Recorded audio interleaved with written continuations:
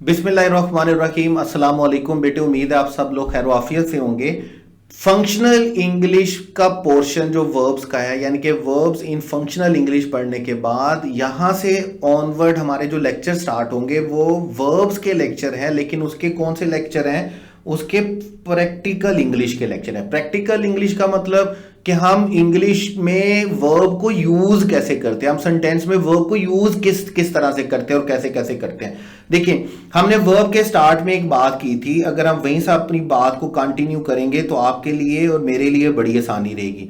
मैंने आपको कहा कि सेंटेंस में हमारे पास तीन एलिमेंट्स होते हैं जिसको हम क्या बोलते हैं? सब्जेक्ट बोलते हैं, वर्ब बोलते हैं और ऑब्जेक्ट बोलते हैं। नंबर वन सिचुएशन में आप सब्जेक्ट के बगैर सेंटेंस बना सकते हैं, ऑब्जेक्ट के बगैर सेंटेंस बना सकते हैं, लेकिन आप वर्ब के बगैर सेंटेंस नहीं बना सकते। मैंने आपसे क्या कहा था? मैंने आपको बताया था कि दुनिया में हम सबसे शॉर्टेस्ट सेंटेंसेस, इंपेरेटिव सेंटेंसेस लिखते हैं जो सिंगल वर्ड सेंटेंसेस होते हैं। और वो जो सिंगल वर्ड सेंटेंस होता है ना, वो ना तो सब्जेक्ट होता है ना ऑब्जेक्ट होता है, बल्कि वो सिंगल वर्ड जो सेंटेंस होता है वो क्या होता है? वर्ब होता है। जैसे आप किसी को बोलते हैं रन, ठीक है, रन का मतलब क्या होता है? भागो, ये सिंगल वर्ड सेंटेंस है। आप किसी को बोलते हैं सिट, बैठ जाओ, ये सिंगल वर्ड सेंटेंस है। और जो सिंगल वर्ड आपके सामने दिया हुआ है ये कोई सब्जेक्ट या ऑब्जेक्ट नहीं है, बल्कि क्या है? ये वर्ब है। तो एक बार पल्ले बांध लें कि वर्ब के बगैर सेंटेंस एग्जिस्ट नहीं कर सकता, वर्ब के बगैर सेंटेंस नहीं बन सकता। ऑब्जेक्ट के बगैर बनेगा, वर्ब सब्जेक्ट के बगैर बनेगा, लेकिन वर्ब के बगैर सेंटेंस नहीं बनेगा। अब प्रैक्टिकल इंग्लिश में क्या होता है याद रखिएगा। देखें, प्रैक्टिकल इंग्लिश में जब हम वर्ब की बात करते हैं तो आपने याद रखना है, प्रैक्टिकल इंग्लिश में वर्ब का मतलब होता है सेंटेंस।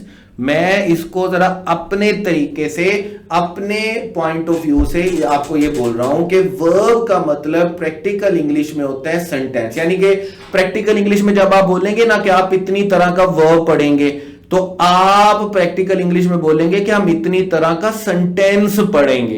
वर्ब का मतलब क्या है? सेंटेंस। सेंटेंस का मतलब क्या है? वर्ब, क्योंकि वर्ब के बगैर सेंटेंस एग्जिस्ट नहीं कर सकता। जब आप फंक्शनल इंग्लिश में बात करते हैं ना तो आप बोलते हैं हम कितनी तरह का वर्ब पढ़ेंगे। हम कहते हैं कि हम रेगुलर पढ़ेंगे, इरेगुलर पढ़ेंगे, फाइनाइट पढ़ेंगे, नॉन फाइनाइट पढ़ेंगे, डायनामिक पढ़ेंगे, स्टैटिक पढ़ेंगे, लिंकिंग पढ़ेंगे, ट्रांजिटिव इंट्रांजिटिव पढ़ेंगे, ऑक्सिलरी मॉडल ऑक्सिलरी पढ़ेंगे, फ्रेजल वर्ब्स पढ़ेंगे।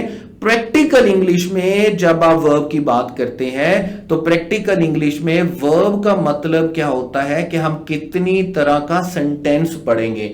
अब देखें, इंग्लिश में हमने ये देखना है कि इंग्लिश में कितनी तरह का सेंटेंस लिखा जाता है। तो ये याद रखिएगा, इंग्लिश में हमारे पास जो सेंटेंस लिखे जाते हैं, अब अगर मैं यहां से स्टार्ट करूंगा ना बात, तो आपने इसी तरह बात को एंड तक याद रखना है प्रैक्टिकल। क्योंकि हम जब भी नया सेंटेंस स्टार्ट करेंगे, जैसे अभी इस वाले लेक्चर में हम स्टेट ऑफ बीइंग और टेंसेस को देखेंगे, इससे नेक्स्ट वाले में हम मॉडल ऑक्सिलरी को देखेंगे, फिर हम कंडीशनल को 3 लेक्चर में करेंगे, फिर हमारे पास अनयूजुअल आएगा, पैरेलल स्ट्रक्चर होगा, जेरेंड वर्सेस इंफिनिटिव होगा। तो आपने याद रखना है। अब मैं स्टार्ट में आपको ये बताता रहूंगा कि हम ये वाला सेंटेंस पढ़ रहे हैं, ये वाला अभी हम पढ़ने वाले हैं। जैसे देखें, इंग्लिश में जो सबसे पहले सेंटेंसेस लिखे जाते हैं ये वो सेंटेंसेस होते हैं जिनमें कोई एक्शन टेक प्लेस नहीं हो रहा होता, जिनमें कोई एक्शन टेक प्लेस नहीं हो रहा होता, बल्कि हम चीजों को क्या कर रहे होते हैं? हम चीजों को डिस्क्राइब कर रहे होते हैं या हम चीजों को डिफाइन कर रहे होते हैं। हम सब्जेक्ट लिख रहे होते हैं और सब्जेक्ट कंप्लीमेंट लिख रहे होते हैं। सब्जेक्ट लिख रहे होते हैं और वो बात लिख रहे होते हैं जो सब्जेक्ट को क्या कर रही होती है? डिफाइन कर रही होती है, डिस्क्राइब कर रही होती है। ये वो सेंटेंसेस होते हैं जिनमें कोई एक्शन टेक प्लेस नहीं हो रहा होता। इसलिए जब इनमें कोई एक्शन टेक प्लेस नहीं हो रहा होता तो हम इन सेंटेंसेस को क्या बोलते हैं? State of being. In sentences को क्या बोला जाता है? State of being. State of being का मतलब क्या है? ये वो सेंटेंसेस हैं जिनमें कोई एक्शन टेक प्लेस नहीं हो रहा होता। अब देखिए, सबसे पहले तो एक जो मिसकंसेप्शन है ना अपने माइंड से, वो आप निकाल दें। वो मिसकंसेप्शन क्या है कि हमें अमूमन ये कहा जाता है कि अगर आपको टेंसेस आ गए ना तो आपको इंग्लिश आ जाएगी, या टेंस बड़े जरूरी हैं, तुझे टेंस आ गए ना तो तुझे इंग्लिश आ जाएगी। ऐसा कतई तौर पर नहीं है, याद रखिएगा। हम सारी की सारी इंग्लिश टेंसेस के साथ नहीं लिखते हैं, हम इंग्लिश सेंटेंस को डिफरेंट तरीकों से बनाते हैं। उनमें एक तरीका टेंस है। सबसे पहले वाला तरीका क्या है जी? वो सेंटेंसेस हैं सॉरी जिन सेंटेंसेस में कोई एक्शन टेक प्लेस नहीं हो रहा होता, इनमें हम जस्ट चीजों को डिफाइन कर रहे होते हैं, डिस्क्राइब कर रहे होते हैं। ऐसे सेंटेंसेस को हम क्या बोलते हैं? State of being. और याद रखिएगा, ऐसे सेंटेंसेस में हमने सिर्फ एक चीज को नॉमिनेट करना होता है, और वो चीज हमारे पास क्या होती है? टाइम। क्योंकि एक्शन हमारे पास हो नहीं रहा होता, कोई एक्टिविटी टेक प्लेस हो नहीं रही होती, तो हमने फॉर्म ऑफ वर्ब तो कोई लिखनी नहीं, हमने सिर्फ टाइम बताना है कि ये स्टेट ऑफ बीइंग किस टाइम की है। जैसे देखें, हमारे पास हम 3 टाइम्स को जानते हैं, और होते भी हमारे पास कितने तरह के टाइम्स हैं? 3 तरह के। पहला टाइम हमारे पास कौन सा होता है? प्रेजेंट, जो मौजूदा है, जो चल रहा है। उसके बाद जो गुजर गया वो हमारे पास क्या होता है? पास्ट। और जो आने वाला है वो हमारे पास क्या होता है? फ्यूचर।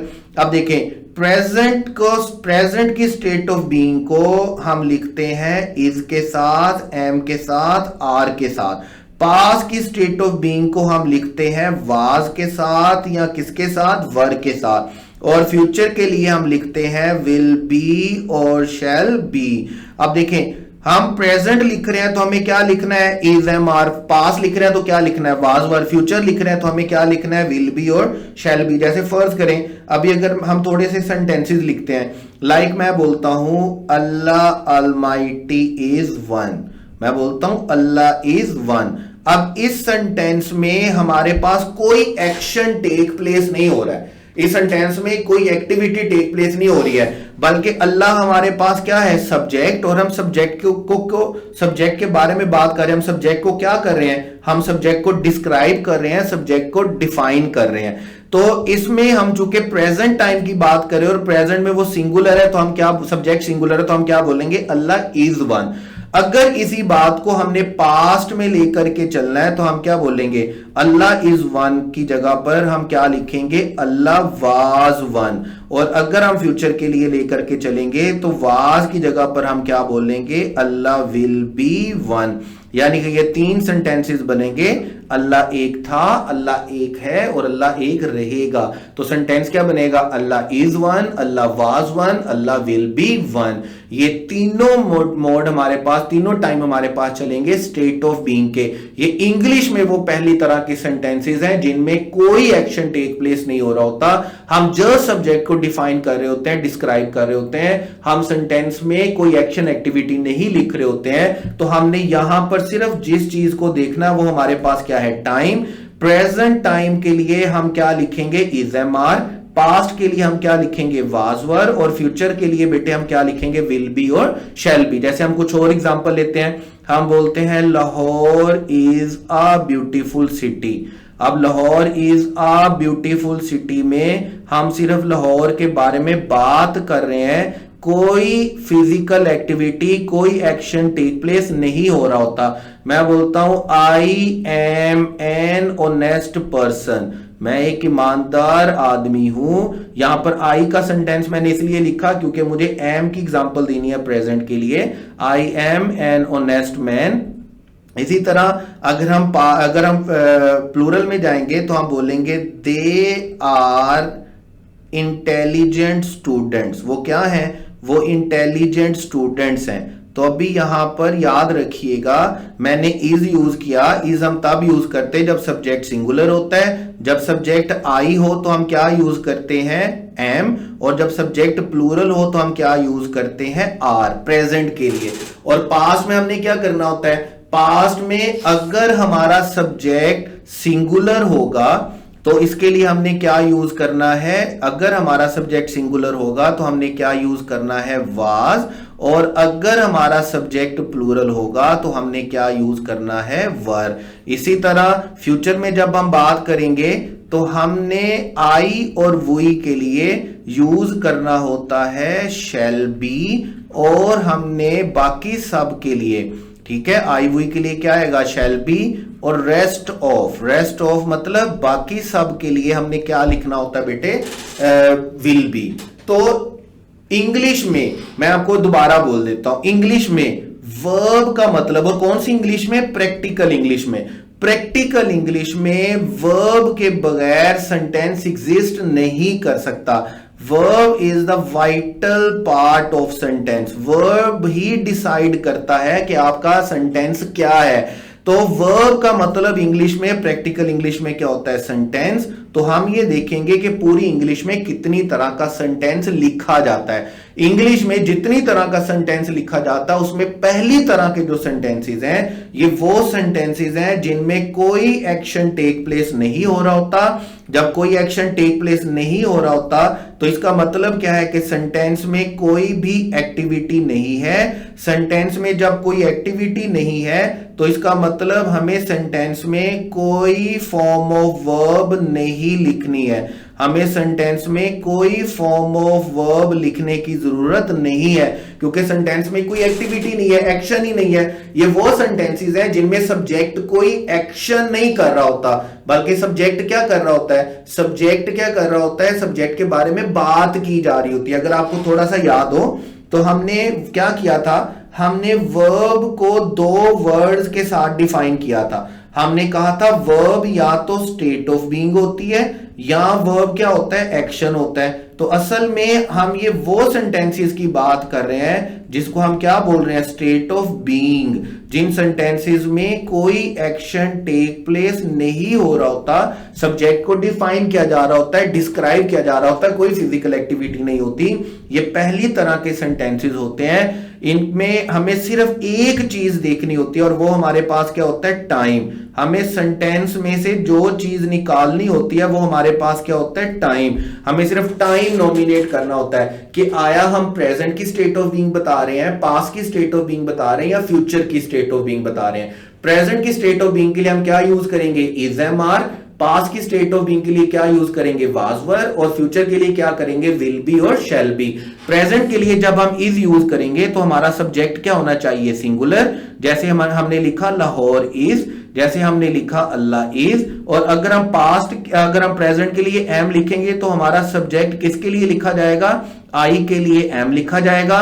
और अगर हमारा सब्जेक्ट प्लूरल होगा तो प्लूरल के लिए बेटे हम क्या लिखेंगे, आर। फिर हमने क्या कहा कि अगर पास्ट में वाज वर लिख रहे हैं तो हमने अपना सब्जेक्ट देखना है। अगर सब्जेक्ट सिंगुलर है तो क्या आएगा, वाज। और अगर सब्जेक्ट प्लूरल है तो क्या आएगा, वर। और अगर फ्यूचर लिख रहे हैं और फ्यूचर की स्टेट ऑफ बीइंग में हमारा सब्जेक्ट आई या वुई है तो आई वुई के लिए हमने क्या लिखना है, शैल बी। और बाकी सब जितने भी सिंगुलर प्लूरल नाउन या प्रोनाउन होंगे हमने बाकी सब के लिए क्या लिखना है, विल बी।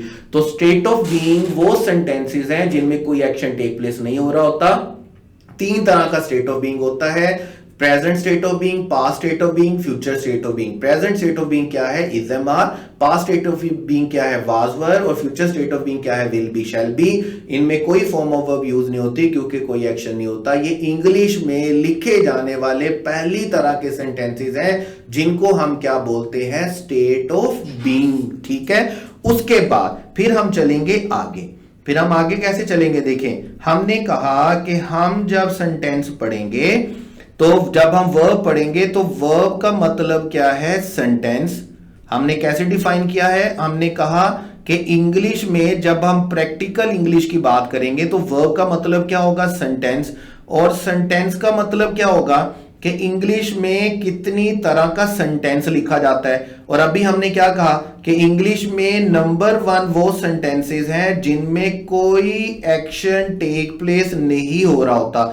और जब कोई एक्शन टेक प्लेस नहीं हो रहा होता तो फिर ऐसे सेंटेंसेस को हम क्या बोलते हैं, स्टेट ऑफ बीइंग। अभी हमने सारी इससे पहले ये बात की। अब क्या होता है सेंटेंस में, अब सेंटेंस में एक्शन टेक प्लेस हो रहा है। अब सेंटेंस में कोई एक्टिविटी टेक प्लेस होती है, वो खाना खा रहा है, वो अपना काम, उसने अपना काम कर लिया, वो स्कूल जाता है, वो ये करता है, बच्चे सुबह से खेल रहे हैं, वो ये कर रहे हैं, वो कर रहे हैं। जब सेंटेंस में एक्शन आ जाए ना, जब सेंटेंस में एक्शन आ जाए, जब सेंटेंस में एक्टिविटी आ जाए तो आपने याद रखना है एक्शन की सूरत में हम सेंटेंस लिखने के लिए किसकी हेल्प लेते हैं, टेंस की। जब सेंटेंस में एक्शन नहीं था तो हम किस पे थे, स्टेट ऑफ बीइंग पे। जब सेंटेंस में कोई एक्शन आ गया, कोई एक्टिविटी आ गई, तो हम किस पर आ जाएंगे, टेंसेस पे।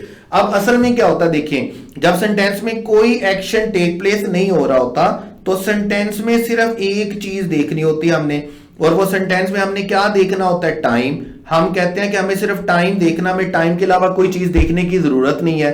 तो हम क्या करते हैं, हम 3 तरह का टाइम देख लेते हैं। हम कहते हैं जी हमारे पास प्रेजेंट का टाइम है, हमारे पास पास्ट का टाइम है और हमारे पास फ्यूचर का टाइम है। यही 3 टाइम देखे ना, अभी हमने इनके बारे में बात भी की, एग्जांपल्स भी देखी। अब जब एक्शन टेक प्लेस हो रहा होता है ना, तो फिर हमें 2 चीजें देखनी होती हैं, या आप इसको कुछ यूं ले सकते हैं। देखें कैसे लेंगे, हम जरा टेंसेस को ना जरा नए तरीके से करने की कोशिश करते हैं। देखिए नए तरीके से कैसे, हम बोलते हैं कि जो टेंस होता है ना, टेंस ये असल में 2 चीजों का कॉम्बिनेशन होता है। अमूमन क्या होता है कि अमूमन हमारे एजुकेशन सिस्टम में जो टेंसेस करवाए जाते हैं ना, वो उर्दू पहचान के साथ करवाए जाते हैं। मतलब ता है, ती है तो प्रेजेंट इंडेफिनिट है, रहा रही है तो प्रेजेंट कंटीन्यूअस है, चुका चुकी लिया लिया है तो प्रेजेंट परफेक्ट है, रहा था रही थी तो प्रेजेंट कंटीन्यूअस है। बस मतलब इस तरह कोई उर्दू की हम हेल्प ले लेते हैं टेंस करने के लिए। ये बिल्कुल ऐसा नहीं है, याद रखिएगा। देखिए टेंस जो होता है ना, टेंस ये कॉम्बिनेशन होता है 2 चीजों का। कितनी चीजों का कॉम्बिनेशन होता है, 2 चीजों का। इससे पहले वाले जो सेंटेंसेस थे ना, वो थे state of being. State of being में सिर्फ एक चीज थी, टाइम, उसमें एक्शन नहीं था। जबकि टेंस में 2 चीजें होती हैं। टेंस में पहली चीज हमारे पास क्या होती है, टाइम, और टेंस में दूसरी चीज बेटे हमारे पास क्या होती है, एक्शन। स्टेट ऑफ बीइंग वाले सेंटेंसेस में सिर्फ और सिर्फ क्या था, स्टेट ऑफ बीइंग वाले सेंटेंसेस में सिर्फ और सिर्फ टाइम था। यहां पर टाइम भी है और एक्शन भी है। टेंस कॉम्बिनेशन होता है 2 चीजों का, टाइम का और एक्शन का। देखें अब हमारे पास टाइम कितनी तरह का होता है, तो हमेशा से जब भी हम टाइम की बात करेंगे तो टाइम 3 तरह का ही रहेगा। टाइम रहेगा प्रेजेंट का, टाइम रहेगा पास्ट का, और टाइम रहेगा फ्यूचर का। ठीक है। और जब हम बात करेंगे हमारे एक्शन की, तो आपने याद रखना है हमारे पास एक्शन होता है 4 तरह का।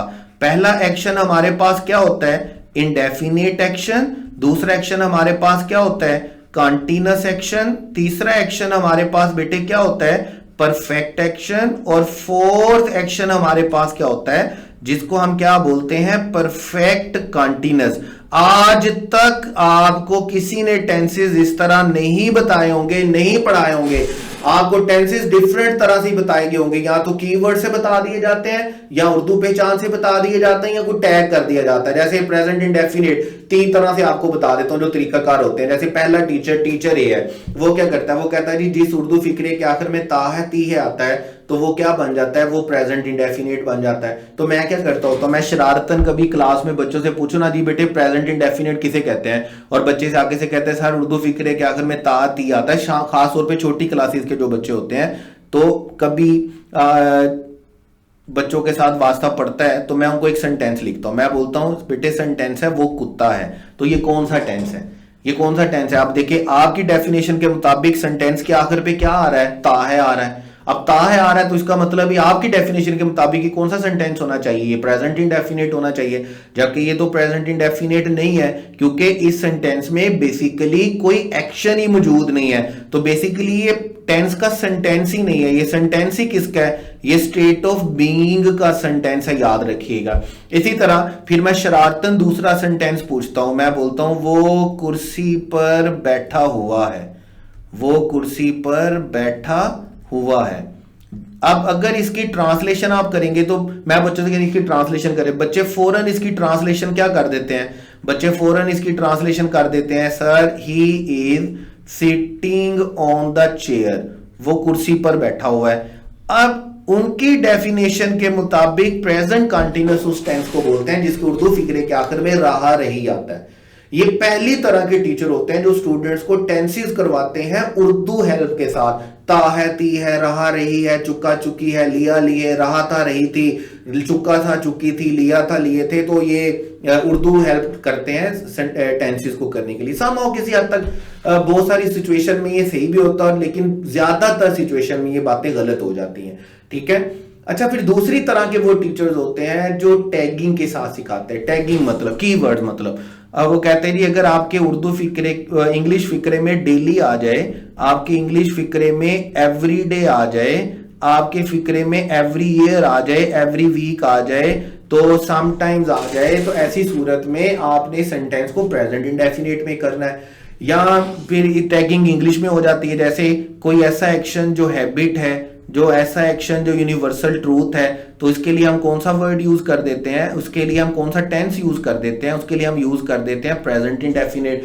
तो टेंसेस को जैसे मैं आपको बता रहा हूं, ये शायद आपने पहली दफा इसको सुना हो इस तरह, ठीक है, और सुनेंगे भी नहीं इंशाल्लाह ताला। ये मेरा अपना इन्वेंट किया हुआ तरीका, बड़ा जबरदस्त किस्म का। देखें, टेंस जो होता है ना, टेंस ये दो चीजों का कॉम्बिनेशन होता है। एक कॉम्बिनेशन होता है टाइम का, एक चीज, और दूसरी चीज क्या होती है, एक्शन। अगर सेंटेंस में एक्शन नहीं है, सिर्फ टाइम है, तो डेफिनेटली हमारे पास टेंसेस कौन से होंगे, हमारे पास टेंसेस होंगे स्टेट ऑफ बीइंग। और स्टेट ऑफ बीइंग के लिए हम प्रेजेंट के लिए क्या कर देते हैं, हम कर देते हैं इज एम आर। पास्ट के लिए हम क्या कर देते हैं, हम कर देते हैं वाज वर। इसी तरह फ्यूचर के लिए हम क्या कर देते हैं, विल बी और शैल बी। इन सेंटेंसेस में चूंकि कोई फॉर्म ऑफ वर्ब नहीं हो रही होती, तो हम कोई फॉर्म ऑफ वर्ब लिखते भी नहीं है। लेकिन हमारे पास टेंसेस में एक्शन टेक प्लेस हो रहा होता है, तो फिर हम चार तरह का एक्शन देखते हैं। चार तरह का एक्शन क्या होता है, इंडेफिनेट होता है, कंटीन्यूअस होता है, परफेक्ट होता है और परफेक्ट कंटीन्यूअस होता है। अब तीन तरह का टाइम है और चार तरह का वर्ब है, और बिलीव मी, अगर आप ये चार तरह का वर्ब और तीन तरह के टाइम को समझते हैं ना, आप 12 के 12 टेंसेस को समझते हैं। और मैं यहां पर गलत बोल रहा हूं, ये 12 तरह का टेंस नहीं है। एक्चुअल में हमारे पास टेंसेस 20 होते हैं।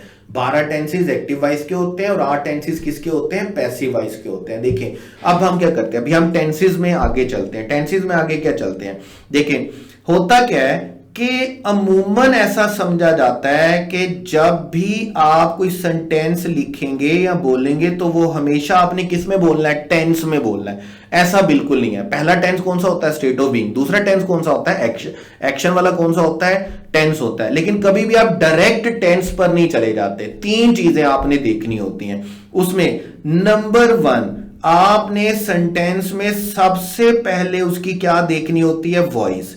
जब भी आप कोई सेंटेंस लिखेंगे, सेंटेंस बोलेंगे, आपने सबसे पहले यह देखना है कि सेंटेंस की वॉइस कौन सी है। दूसरे नंबर पर आपने देखना होता है सेंटेंस का स्ट्रक्चर, कि सेंटेंस का स्ट्रक्चर कौन सा है, मुझे किस स्ट्रक्चर में सेंटेंस लिखना है। और तीसरे नंबर पर जो चीज आती है ना बेटे, वो तीसरे नंबर पर आने वाली चीज आपके पास क्या होती है, टेंस होता है। याद रखिएगा, ऐसा कभी भी नहीं है कि सेंटेंस पढ़ा और टेंस ठोक दिया। आपको तीन चीजों का ख्याल रखना है, और उसमें नंबर 1 चीज कौन सी है, वॉइस है। नंबर 2 कौन सी है, स्ट्रक्चर है। और नंबर 3 पर जाकर क्या आता है, टेंस आता है। अब देखें हमारे पास वॉइस क्या होती है। देखिए हमारे पास इंग्लिश में 2 वॉइसेस होती हैं, और 2 वॉइसेस के नाम से तो आप बड़े अच्छे तरीके से वाकिफ होंगे। हमारे पास क्या होता है, हमारे पास एक एक्टिव वॉइस है और एक हमारे पास क्या है, पैसिव वॉइस है। अब यहां पर हमारा एजुकेशन सिस्टम हमसे बड़ा एक ब्लंडर करता है।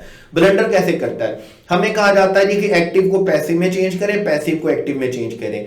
इसी तरह का दूसरा बकवास किस्म का क्वेश्चन हमसे करवाया जाता है स्टूडेंट्स को। हम स्टूडेंट्स को करवाते हैं, हमारा एजुकेशन सिस्टम है फोर्स करता है स्टूडेंट्स को करवाने पे, क्या आपने डायरेक्ट को इनडायरेक्ट में चेंज करना है और इनडायरेक्ट को डायरेक्ट में चेंज करना है। बेटे देखिए ऐसा नहीं है। एक्टिव एक अलग इंग्लिश है, पैसिव एक अलग इंग्लिश है। एक्टिव का मीनिंग ही कुछ और होता है, पैसिव का मीनिंग ही कुछ और होता है। एक्टिव टेंसेस अलग है, पैसिव टेंसेस अलग है।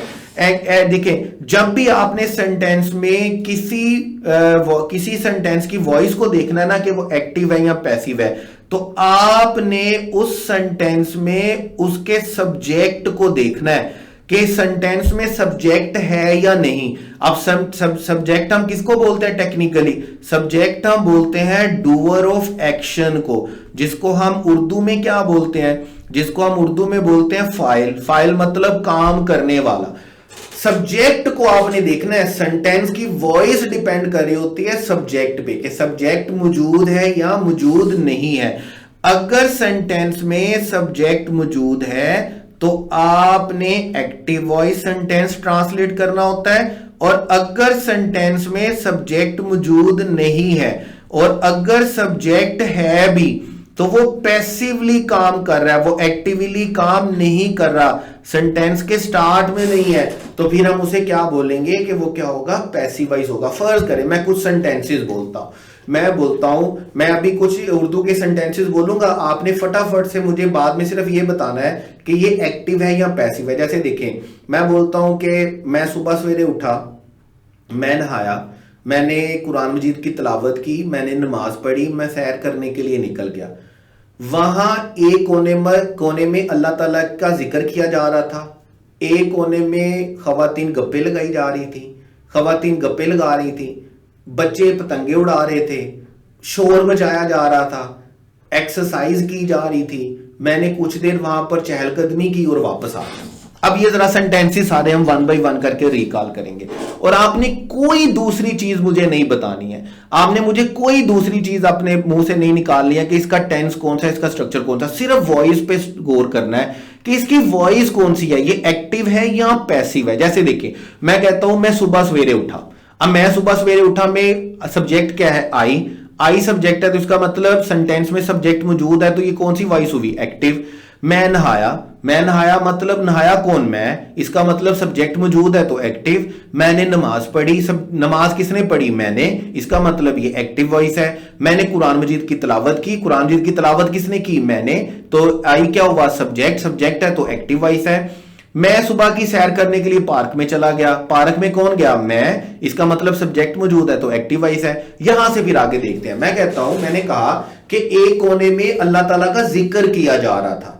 अब जिक्र किया किसका जा रहा था, अल्लाह ताला का, क्या हो रहा था, जिक्र हो रहा था, कर कौन रहा था, ये सेंटेंस में मेंशन नहीं है, यानी कि सेंटेंस में सब्जेक्ट मौजूद नहीं है, अल्लाह ताला का जिक्र किया जा रहा था, करने वाला मौजूद नहीं है, सेंटेंस में सब्जेक्ट मौजूद नहीं है, इसका मतलब ये सेंटेंस पैसिव वॉइस का सेंटेंस है।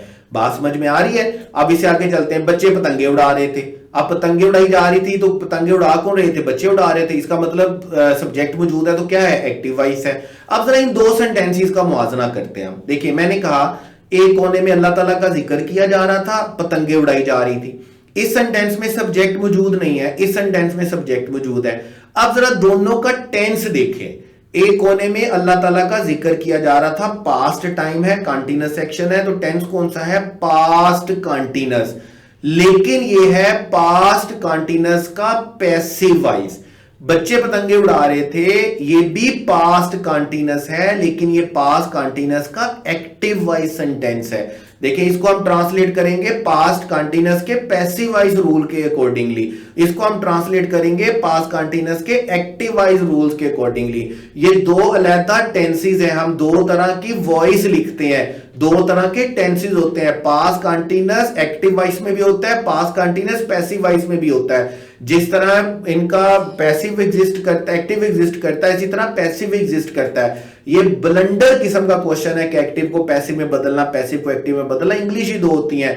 अगर सेंटेंस में सब्जेक्ट मौजूद है तो एक्टिव वॉइस होगा, सब्जेक्ट सेंटेंस में सब्जेक्ट मौजूद नहीं है तो पैसिव वॉइस होगा। जैसे देखें, हमने पहला सेंटेंस पढ़ा, मैं वैसे दो सेंटेंसेस को ट्रांसलेट कर रहा हूं, अभी हम इनकी फॉर्म ऑफ वर्ब और वगैरह सारा आगे पढ़ेंगे, लेकिन जैसे देखिए, मैं पहला सेंटेंस बोलता हूं तो मैं जैसे हमने कहा अभी कि एक कोने में अल्लाह ताला का जिक्र किया जा रहा था, तो जब अल्लाह ताला का जिक्र किया जा रहा था तो जिक्र करने वाला मौजूद नहीं, इसका मतलब ये पैसिव हुआ।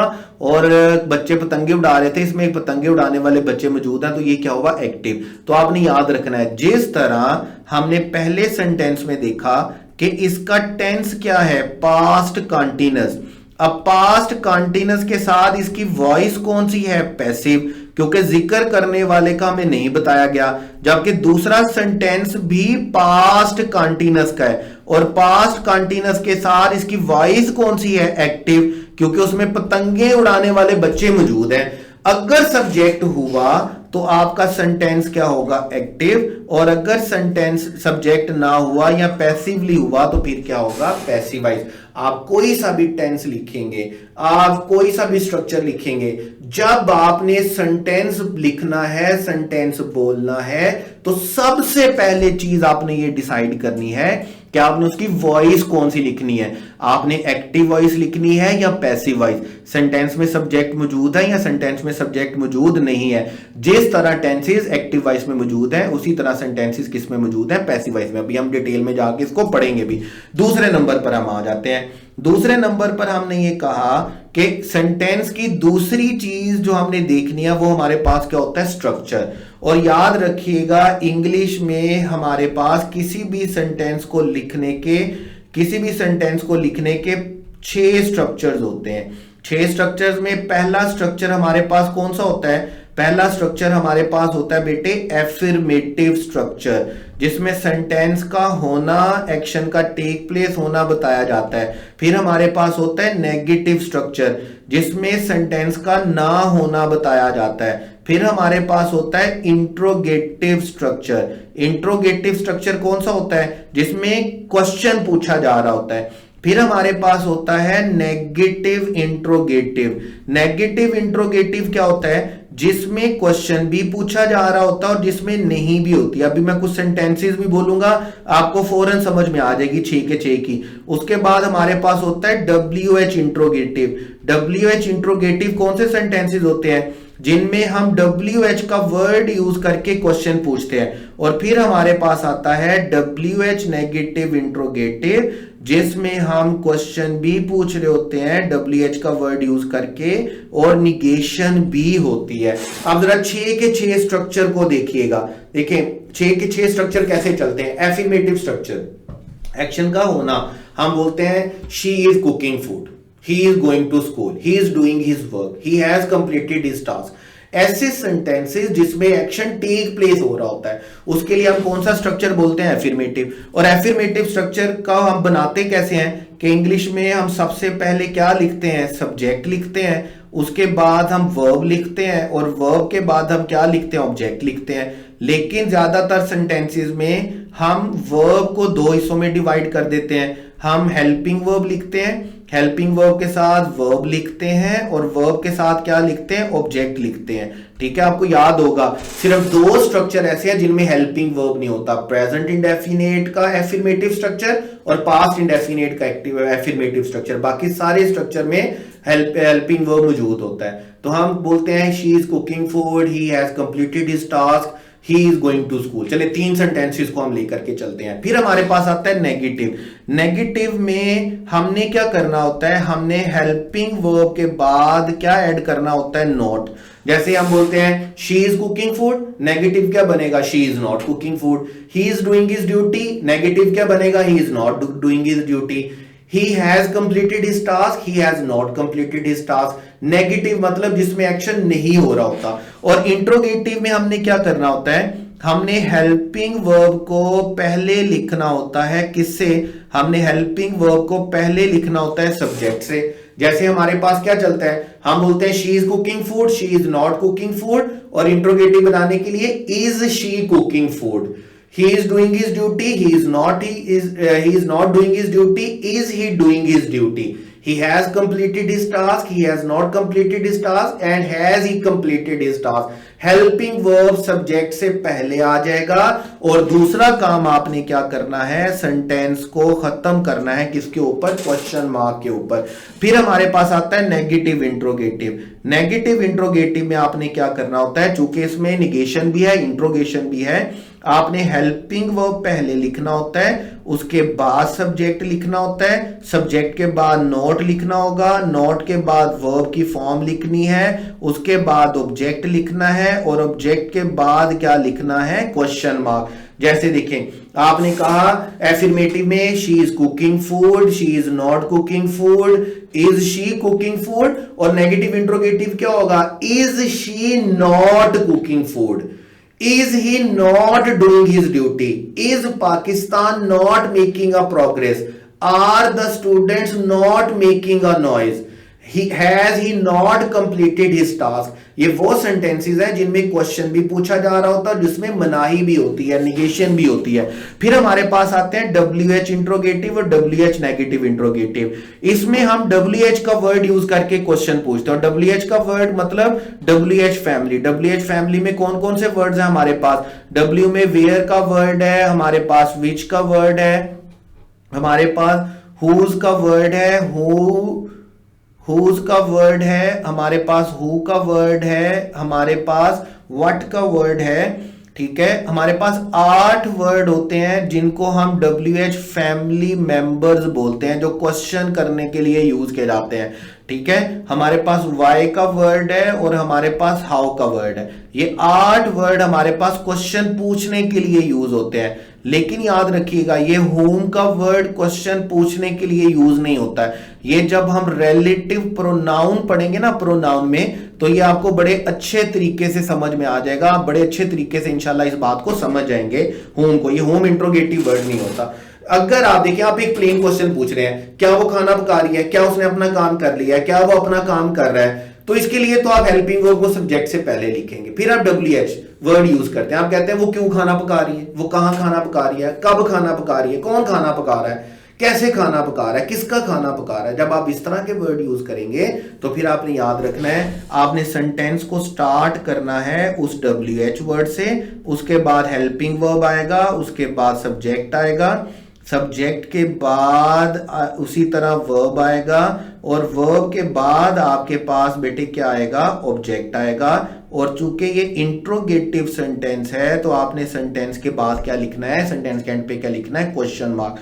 फिर अगर आप इंट्रोगेटिव लिखते हैं तो आप सबसे पहले क्या लिखेंगे, आप सबसे पहले लिखेंगे WH वर्ड, WH वर्ड के बाद आप क्या लिखेंगे, हेल्पिंग वर्ब, हेल्पिंग वर्ब के बाद बेटे आप क्या लिखेंगे, सब्जेक्ट, और सब्जेक्ट के बाद आप क्या लिखेंगे, नॉट, नॉट क्योंकि निगेशन शामिल है इसमें। उसके बाद फॉर्म ऑफ वर्ब आएगी, और फॉर्म ऑफ वर्ब के बाद आप क्या लिखेंगे, ऑब्जेक्ट, और सेंटेंस में क्या आ जाएगा, क्वेश्चन मार्क। अब ये 6 स्ट्रक्चर को हम पूरा करेंगे। जैसे देखिए, affirmative, she is cooking food, negative, she is not cooking food, interrogative, is she cooking food, negative interrogative, is she not cooking food, WH interrogative, why is she cooking food, or WH negative interrogative, why is she not cooking food, he is doing his duty, he is not doing his duty, is he doing his duty, is he not doing his duty,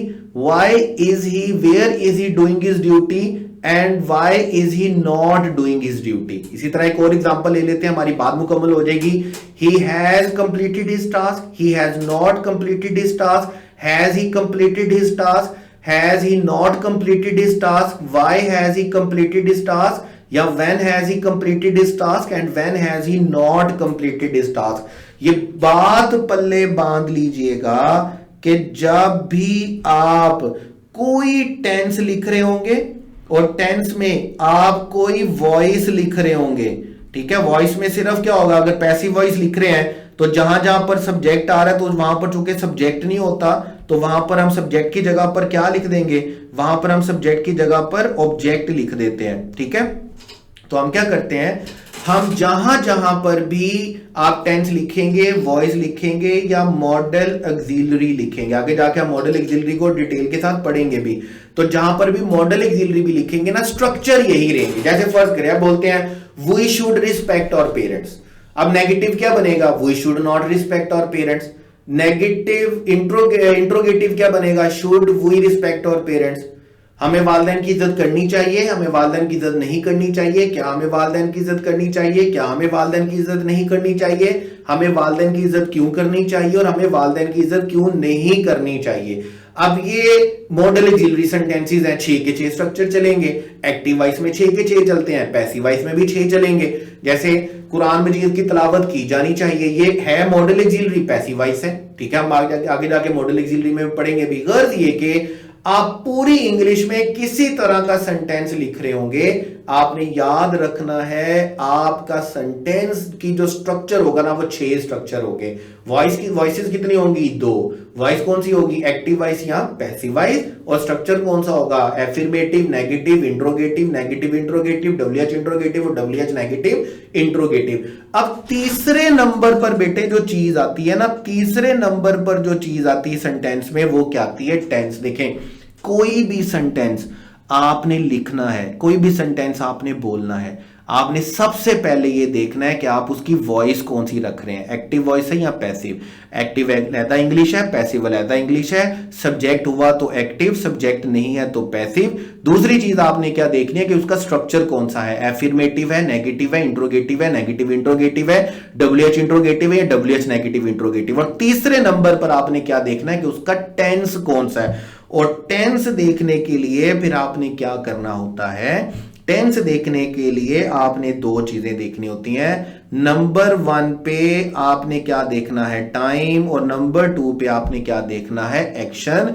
क्योंकि tense combination ही किन चीजों का होता है, देखें अगर सिर्फ time है तो फिर ये क्या होगा, स्टेट ऑफ बीइंग, और अगर टाइम के साथ एक्शन भी है तो फिर डेफिनेटली ये क्या होगा, टेंस होगा। अब टेंस याद करने के लिए, टेंस समझने के लिए अगर आप सिर्फ 7 वर्ड्स को समझ लेते हैं ना, आपको सारी बात समझ में आ जाती है। और उनमें साथ में 3 चीजें तो आपकी हड्डियों में रची बसी हुई हैं। वो 3 चीजें कौन सी हैं, वो प्रेजेंट है, पास्ट है और फ्यूचर है। फिर 4 तरह का वर्ब कौन सा है, इंडेफिनेट है, कंटीन्यूअस है, परफेक्ट है या परफेक्ट कंटीन्यूअस है। जैसे देखिए हम सबसे आसान वाले से स्टार्ट करते हैं। कंटीन्यूअस वर्ब वो एक्शन होता है जो अभी हो रहा है, जो अभी टेक प्लेस हो रहा है, जो अभी चल रहा है, जो अभी किया जा रहा है, उस एक्शन को हम क्या बोलते हैं, जो भी कंटिन्यूअस को क्या बोलते हैं, कंटीन्यूअस। जैसे वो खाना पका रही है, अभी वो काम एक्शन टेक प्लेस हो रहा है। अब देखें अगर ये मौजूदा वक्त में टेक प्लेस हो रहा है ना, तो टाइम कौन सा है, प्रेजेंट, एक्शन क्या है, कंटीन्यूअस, तो टेंस कौन सा बनेगा, प्रेजेंट कंटीन्यूअस।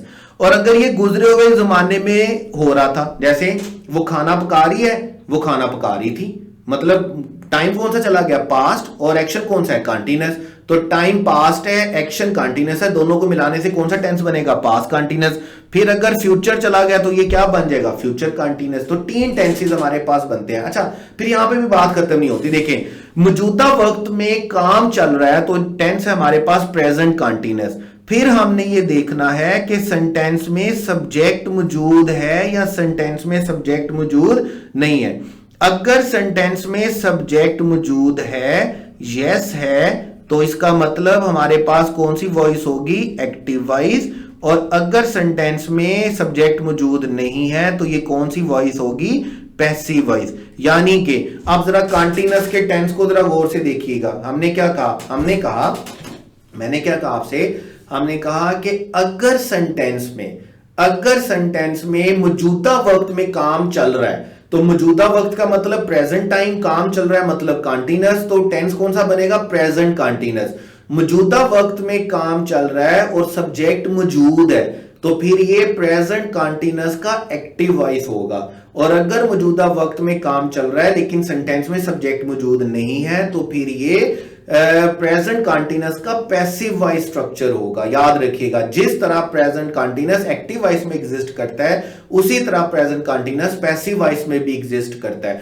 इसी तरह देखें हमारे पास आ गया परफेक्ट। परफेक्ट हम उस एक्शन को बोलते हैं, परफेक्ट हम उस एक्शन को बोलते हैं जो कंप्लीट हो गया, जो फिनिश्ड हो गया, जो मुकम्मल हो गया, उस एक्शन को हम क्या बोलते हैं, परफेक्ट। अब परफेक्ट का मतलब हमने क्या कहा, हमने कहा अगर मौजूदा वक्त में काम मुकम्मल हो गया तो ये प्रेजेंट परफेक्ट है। और फिर उसी तरह अगर मौजूदा वक्त में काम मुकम्मल हो गया और वो सब्जेक्ट मौजूद हुआ तो क्या होगा, एक्टिव वॉइस। और अगर सब्जेक्ट मौजूद ना हुआ तो फिर क्या होगा, पैसिव वॉइस। मतलब प्रेजेंट परफेक्ट एक्टिव वॉइस में भी होगा, प्रेजेंट परफेक्ट पैसिव वॉइस में भी होगा। इसी तरह अगर गुजरे हुए वक्त में काम मुकम्मल हुआ तो फिर ये क्या होगा, पास्ट परफेक्ट। आने वाले वक्त में काम मुकम्मल होगा तो क्या होगा, फ्यूचर परफेक्ट। और उसी तरह अगर सब्जेक्ट हुआ तो एक्टिव वॉइस, सब्जेक्ट ना हुआ तो पैसिव वॉइस। तो हमारे टेंसेस कुछ यूं चलते हैं कि हमने टेंस में से 2 चीजें निकालनी होती हैं। हमने टेंस में से टाइम निकालना होता है, हमने टेंस में से एक्शन निकालना होता है। तो हम क्या करेंगे, हम 1 बाय 1 करके टेंसेस को देखते हैं कि टेंसेस एक्टिव वॉइस में कैसे चलते हैं, टेंस पैसिव वॉइस में कैसे चलते हैं। लेकिन इससे पहले आपने एक बात ध्यान में याद रखनी है कि सेंटेंस का मतलब ये होता है कि आपने सेंटेंस में सबसे पहले, अगर सेंटेंस में एक्शन टेक प्लेस नहीं हो रहा तो फिर तो आपको वॉइस देखने की जरूरत ही नहीं है, क्योंकि फिर तो सब्जेक्ट ऑब्जेक्ट वाला सीन ही नहीं होगा। अगर सेंटेंस में एक एक्शन टेक प्लेस नहीं हो रहा तो फिर डेफिनेटली सेंटेंस क्या होगा, स्टेट ऑफ बीइंग का होगा। लेकिन अगर एक्शन टेक प्लेस हो रहा है, एक्शन टेक प्लेस हो रहा है, तो फिर आपके पास क्या चलेगा, फिर आपके पास टेंस होगा।